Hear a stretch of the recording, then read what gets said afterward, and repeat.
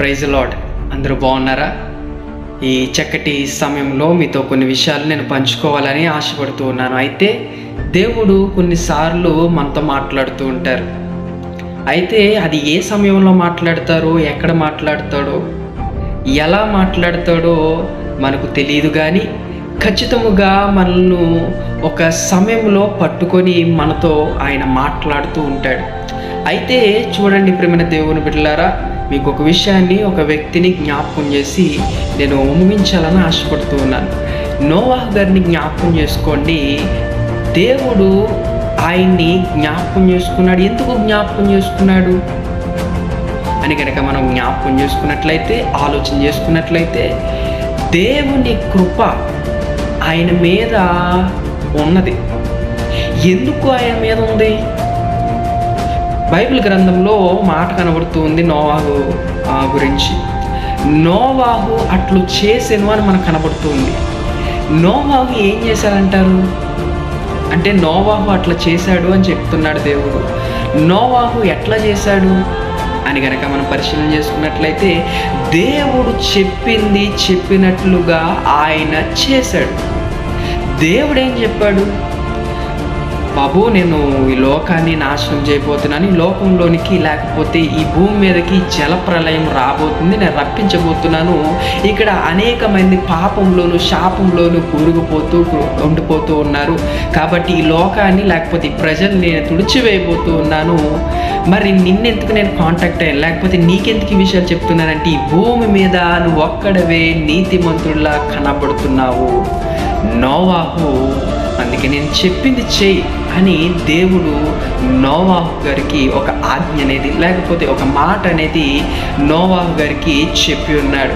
ఈ రోజున మనకు అందరికీ కూడా అనేకమైన విషయాలు ఎన్నోసార్లు మనకు చెప్తూ ఉన్నాడు. నువ్వు ఇలా చెయ్యి, అలా చెయ్యి, అట్లా ఉండు, ఇట్లా ఉండు, నువ్వు నాకు మాదిరికరంగా ఉండు అని అనేకమైన విషయాలు చెప్తూ ఉన్నాడు. కానీ ఆ విషయాలు మనం ఏవి కూడా పట్టించుకోవట్లేదు. అయితే నోవాహు ఆ విషయాన్ని గ్రహించాడు. దేవుడు ఏవైతే చెప్పాడో, దేవుడు ఏమైతే చేయమన్నాడో ఆ విషయాలు నోవాహు గారు చేశారు. ఏం చేశాడు? దేవుడు ఏం చెప్పాడు?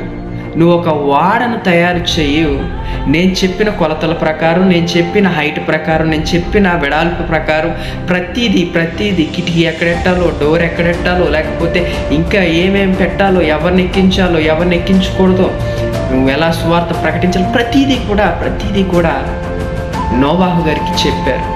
మనకు కూడా అనేక సార్లు దేవుడు చెప్తున్నాడండి, నువ్వు ఎలా చెయ్యు, అలా చెయ్యి, నేను దీవిస్తాను, నేను ఆశీర్వదిస్తాను, నేను కాపాడుతానని. కానీ మనం అవేవి మాటలు లెక్క చేయని వారిగా మనం ఉంటూ ఉన్నాం. అవునా? అయితే నోవాహు ఆ విషయాన్ని గ్రహించాడు. ఆ విషయం ప్రకారము దేవుడు చెప్పింది చెప్పినట్లుగా నోవాహు చేశాడు. స్వార్థ ప్రకటిస్తున్నాడు ఒకవైపున. రే బాబు, ఈ లోకం నాశనం అయిపోతుంది, దేవుడి కోపం వచ్చింది, ఇదిగో ఈ లోకాన్ని తుడిచివేస్తున్నాడు, ఇలా సువార్త ప్రకటిస్తూ, ఇదిగో వాడని తయారు చేస్తున్నా, ఇందులో ఎక్కిన వాడు రక్షింపబడతాడు అని మన ప్రభువు చెప్పాడు. కాబట్టి మీరు మారండి, ఎక్కడైనా మారండి, మారు మనసు తెచ్చుకొని ప్రభువుకు లోబడండి అని అనేకమైన విషయాలు దేవుడు చెప్పిన ప్రకారము నోవాహు సువార్త ప్రకటిస్తూ, దేవుడు చెప్పిన ప్రకారము, దేవుడు చెప్పిన కొలతలతో, దేవుడు చెప్పిన ప్రతి మాట కూడా వింటూ నోవాహు ఏం చేశాడు? వాడను కడుతున్నాడు. వాడను కడుతున్న తరుణంలో ఒకడు వచ్చాడు. అరే నోవాహు, నీకేమైనా పిచ్చి పట్టిందా? అరే నోవాహు, నువ్వు ఏంటి ఇలా చేస్తున్నావు? సరే దేవుడు వస్తాడన్నావు, లేకపోతే లోకాన్ని తుడిచివేస్తాడనుకుంటున్నావు, ఇలా చెప్తున్నావు, స్వార్థ ప్రకటిస్తున్నావు. ఈ వాడు ఎక్కడ కట్టాలి? ఊరు మధ్యలో కడుతున్నావు. మరి ఇది ఎక్కడ కట్టాలి?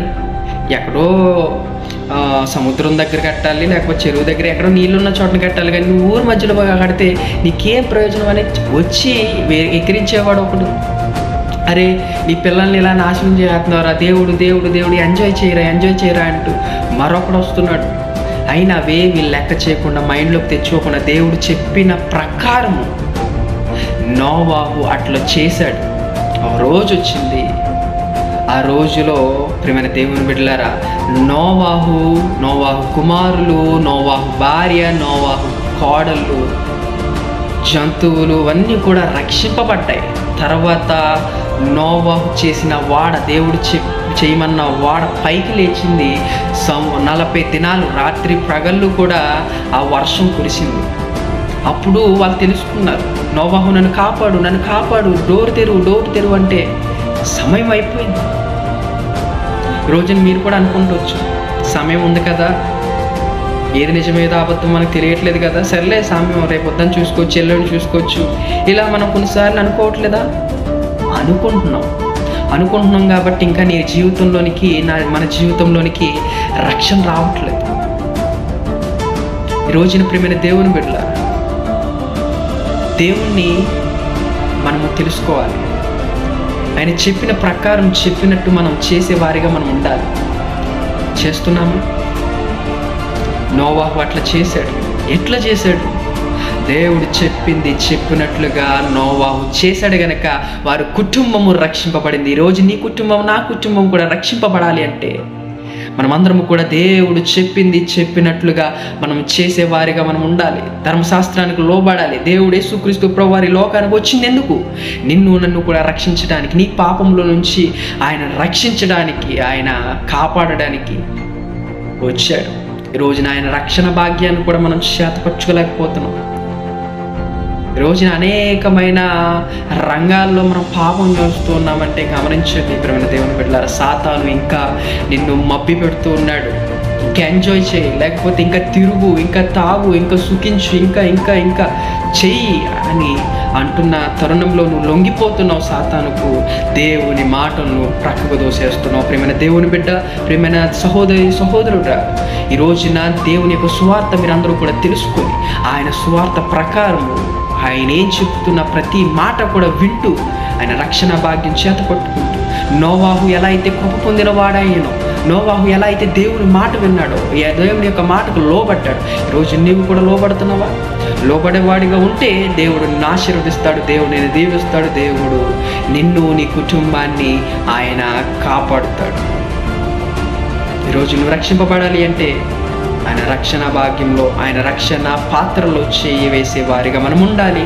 ఆ సువార్త విని మనము తెలుసుకొని మారు మనసు పొందే వారిగా మనము ఎప్పుడైతే ఉంటామో ప్రియమైన దేవుని బిడ్డలారా, దేవుడు ఆ యొక్క రక్షణను మనకిస్తాడు. ఆ రక్షణ ఆల్రెడీ ఇచ్చాడు.